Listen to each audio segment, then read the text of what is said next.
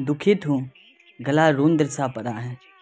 कई दफ़ा के बाद अब ये यकीन करने को मजबूर हूँ कि लता जी सशरीर अब हमारे बीच नहीं रही, लेकिन उनकी आवाज़ हमेशा ज़िंदा रहेगी। लता जी कहीं नहीं गई हैं, उनकी आवाज़ हमेशा ज़िंदा रहेगी। Miss you Lata ji. लता जी की याद में राष्ट्रीय शोक 2 दिनों का घोषित किया गया है। राष्ट्रीय झंडा आधा झुका रहेगा। लता जी आप कहीं नहीं गईं, आपकी आवाज़ हमेशा हम लोगों के बीच है। Miss you Lata ji. लता के बिना संगीत की महफिल कैसे सजेगी?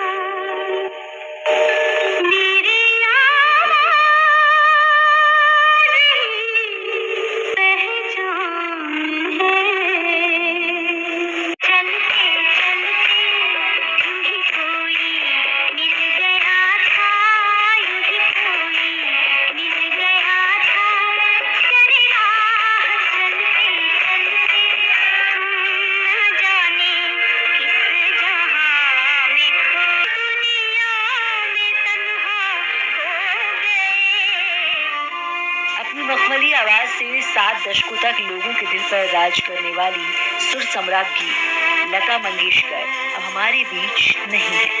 अपनी दिलकश सुरों से तन मन को झंकृत कर देने वाली लता मंगेशकर अब इस दुनिया को अलविदा कह चुकी है।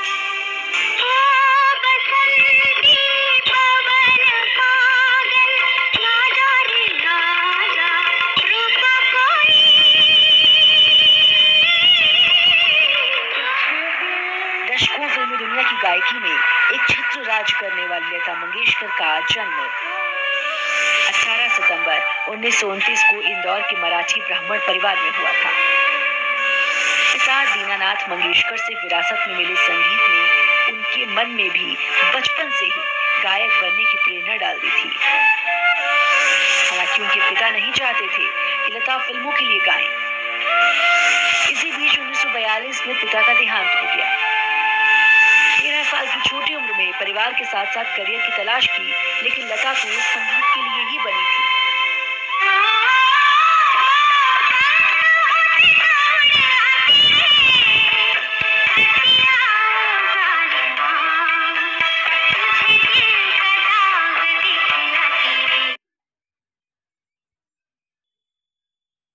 गायकी में कदम रखा तब नूरजहां, अमीर बाई, कर्नाटकी, शमशाद बेगम और राजकुमारी की तूती बोलती थी। ऐसे में लता के लिए ये राह आसान नहीं थी, लेकिन 1939 में फिल्म महल के गीतों की सफलता ने लता को सबसे आगे की कतार में लाकर खड़ा कर दिया। फिल्म के गीत आएगा आने वाला ने लता को एक मुकाम पर पहुंचा दिया। ये फिल्म अत्यंत सफल रही और लता के साथ साथ मधुबाला के लिए भी बहुत शुभ साबित हुई। इसके बाद लता ने कभी पीछे मुड़कर नहीं देखा और फिर तो ये सिलसिला चल ही पड़ा। घर आया मेरा परदेसी, फिल्म आवारा, ये जिंदगी उसी की है, फिल्म अनारकली जैसे गीतों से लता ने गायकी को एक नया आयाम दिया।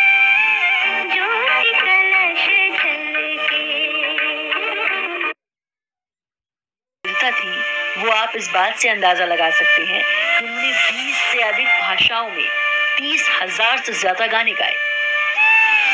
लता मंगेशकर ने अपनी गायकी के लिए 1958, 1962, 1965, 1969, 1993 और 1994 में फिल्म फेयर पुरस्कार जीता। तो 1972, 1975 और 1990 में राष्ट्रीय पुरस्कार भी जीता। फिल्मों में अप्रतिम योगदान के लिए 1989 में लता मंगेशकर को फिल्मी दुनिया के सबसे बड़े पुरस्कार दादा साहेब फाल्के पुरस्कार से भी नवाजा गया। जबकि 2001 में उन्हें देश के सर्वोच्च नागरिक पुरस्कार भारत रत्न से नवाजा गया। लता दीदी आज भी भले ही दुनिया को अलविदा कर चली, लेकिन उनकी आवाज इस कायनात के अंत तक गूंजती रहेगी। Report news.